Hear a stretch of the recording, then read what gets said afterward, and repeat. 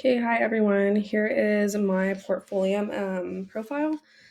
Well, actually, if I go to my profile, I don't know if this makes a difference, but I'm still working on some stuff. But, anyways, my portfolio. I have my education and work experience in my profile picture and my background, my family.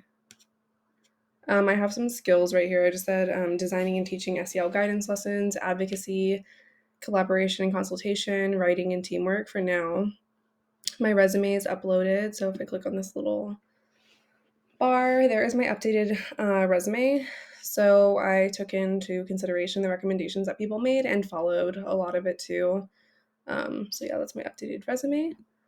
I could not figure out where to put my cover letter, so I added it under like projects, I think. Yeah.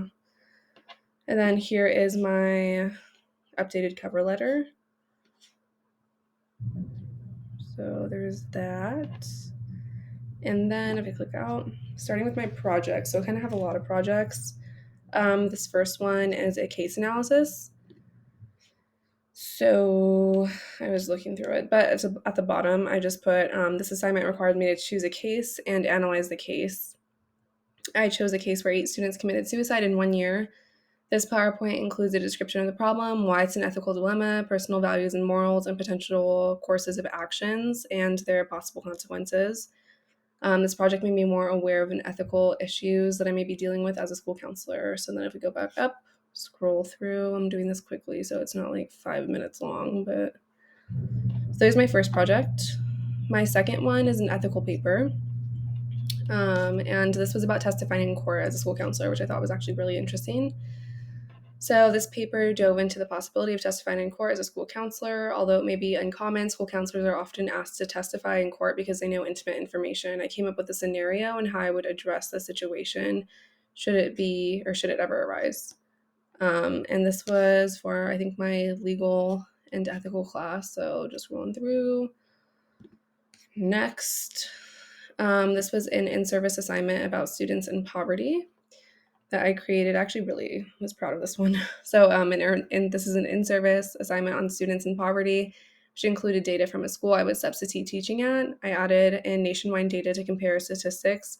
And then I said I would present this PowerPoint as an in-staff training to make teachers and faculty more aware of the effects of poverty has on students and how we can help advocate for them.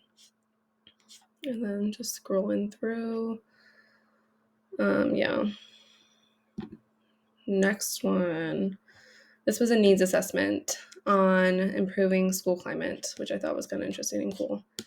So, improving school climate. This PowerPoint was a needs assessment I created on improving school climate. Unfortunately, a negative or hostile school climate can hinder the ability to perform well as a team and be detrimental to the success of students. During this presentation, I will address my audience, which is teachers and admin, define objectives, and use multiple assessment instruments to collect data.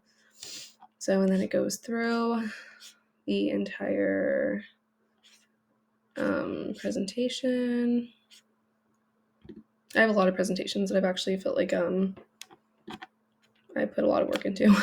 Okay, family dysfunction. This is one early on.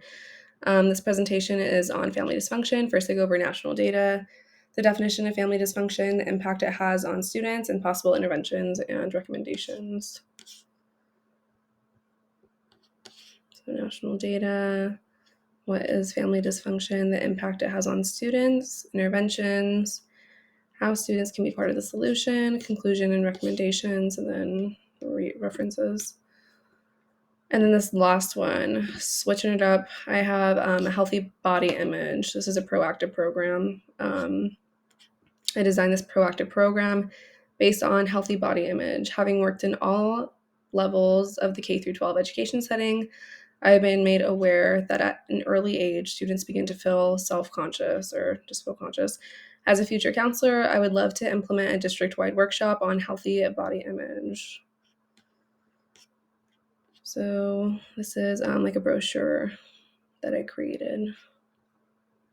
So that is all of my projects, my cover letter, my resume, skills.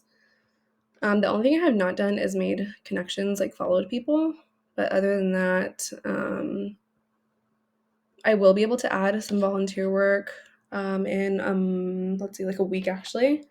I'm doing a district-wide empowerment movement with my mentor from my internship, but last week was my first week, so I'm still pretty new. But I'll be able to add accomplishments, volunteer work, and maybe more publications after I have some time under my belt with my internship. And yeah, that is it. Now, how do I stop this is the question.